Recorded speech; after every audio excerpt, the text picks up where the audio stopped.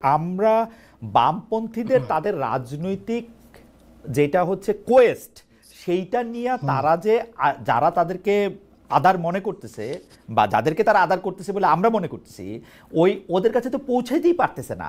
তাদের কাছে কি তাদের একটা সংযোগ হওয়ার কোনো সম্ভাবনা হওয়া সম্ভব? যেই সংযোগটা হইলে পরে জি ওইটা আপনি একটু বলেন। জি মানে সংযোগ হওয়া যে সম্ভব না, এই শোতে অ্যারোগেন্স দেখে বুঝতেছেন না? আপনি ল্যাঙ্গুয়েজ দেখছেন, একটা লোকের অ্যাটিটিউড দেখছেন, কথাবার্তা বলার ধরন দেখছেন, বেয়াদবির মাত্রা দেখছেন। চটকদার কথা বলতেছি আমরা, ইতিহাসের বুঝ নাই, সব বুঝ তাদের। এই যে নিজের এই যে সুপ্রিমেসি থেকে তো ফ্যাসিজম আসে, এবং বাংলাদেশের বামপন্থীরা লিবারেল, এটা বলছে কে? এসেনশিয়ালি ফ্যাসিস্ট তারা। বাংলাদেশে কোনো লিবারেল বাম নাই। কিন্তু রনি, আপনি যে অ্যাটিটিউডের কথা বললেন, সেই অ্যাটিটিউডটা কিন্তু আমি আরো অনেকের মধ্যে দেখি আর কি। মানে আপনি জানেন আমি কাদের কথা বলছি, কিন্তু সেইটার পরিণতি বাম না আর কি, সেটার উৎপত্তি বাম না, সেটার উৎপত্তি অন্য জিনিস।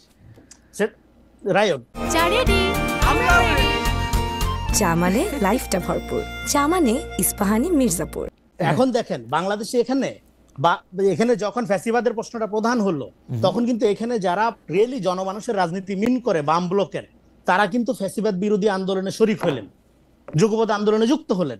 হ্যাঁ, এর বাইরে যারা রয়ে গেল বিপুল অংশ, যারা নিজেদেরকে সহি বা মূলধারার বাম মনে করে, তারা কিন্তু এসেনশিয়ালি ফ্যাসিবাদকে শক্তি যোগাইছে। আরেকটা হলো যে দেখেন, এখানে আমি দুইটা জায়গায় একটু আলাপ করি। সেটা হলো আওয়ামী লীগের এই 12-13 সালে কি করছে না করছে, এবং তার সাথে পরে বামরা যুক্ত হয়ে আওয়ামী লীগকে ফ্যাসিস্ট করে তুলছে, এই ধরনের স্টুপিড আইডিয়ার কথা আমি তো বলি নাই একবারও।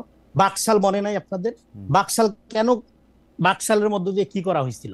বাকশালের মধ্য দিয়ে এখানে বামপন্থীরা মনে করছিল যে সমাজতন্ত্র কায়েম করে ফেলবে শেখ মুজিবুর রহমান, ফলে একটা সুবর্ণ সুযোগ, বাকশালে ঝাঁপায় পড়ে সবচেয়ে সমর্থন যোগাইছে কারা? বামপন্থীরা। এবং বাকশালের কি পরিণতি হয়েছে এটা আমরা সবাই জানি। তারপরে একটা অংশ, বামপন্থীদের একটা অংশ যুগপৎ আন্দোলনে শরিক হওয়ার বাইরে যে অংশটা রয়ে গেল, তার এসেনশিয়ালি আওয়ামী ফ্যাসিবাদকে শক্তিশালী করছে এবং শক্তি যোগাইছে নানাভাবে।